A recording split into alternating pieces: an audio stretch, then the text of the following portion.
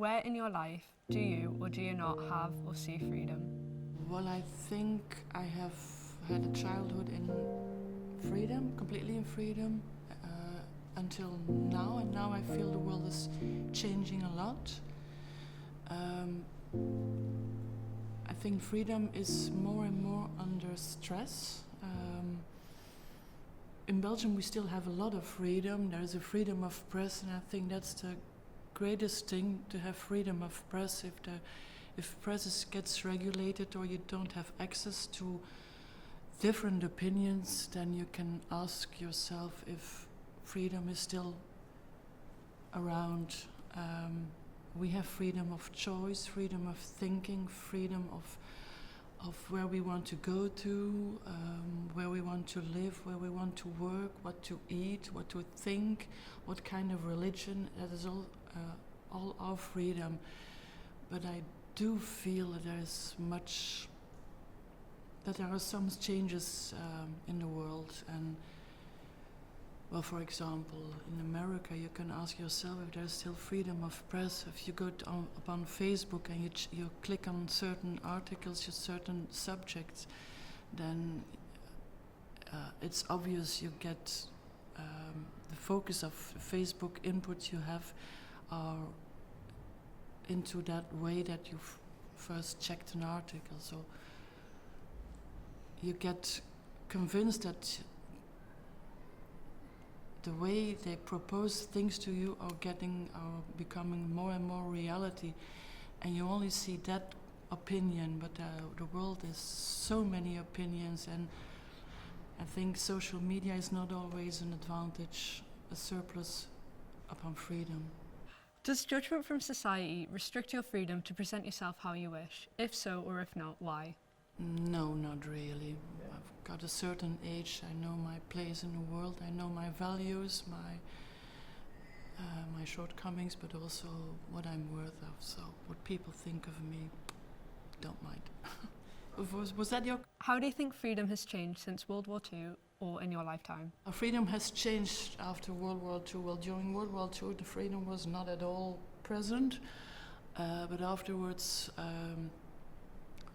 Certainly Europe, and I mean a bigger Europe also, United Kingdom, Great Britain, I mean everything apart from America and Russia and I think there is a lot of freedom, there was a lot of freedom.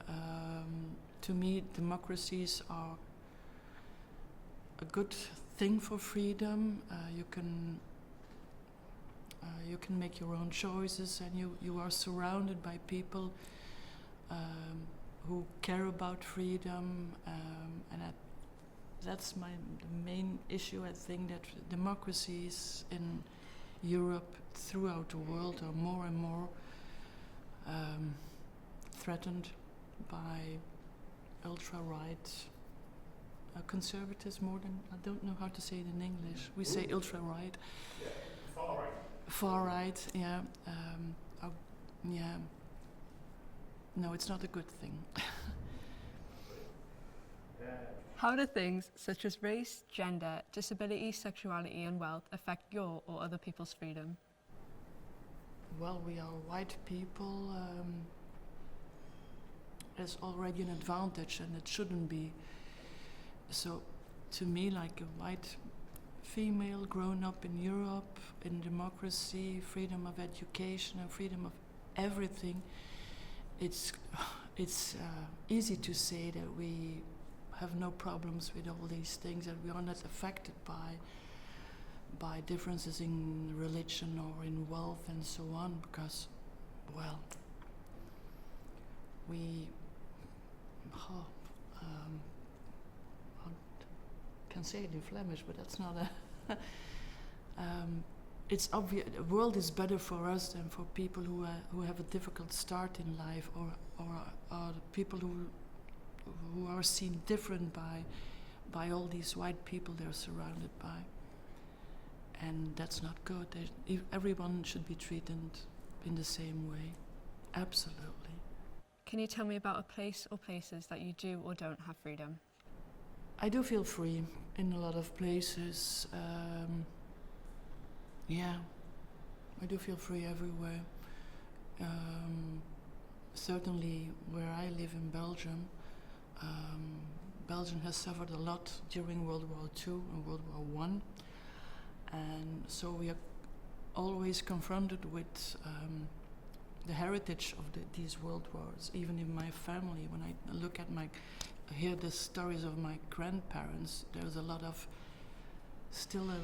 stress, it sounds, in these stories. So what we experience now is such a freedom, and if we are bounded, is that correct, bounded? In friendship relations or in education or in work or whatever, it's still not comparable what they suffered. So I think I still have a lot of freedom, but I'm scared for the future, for sure.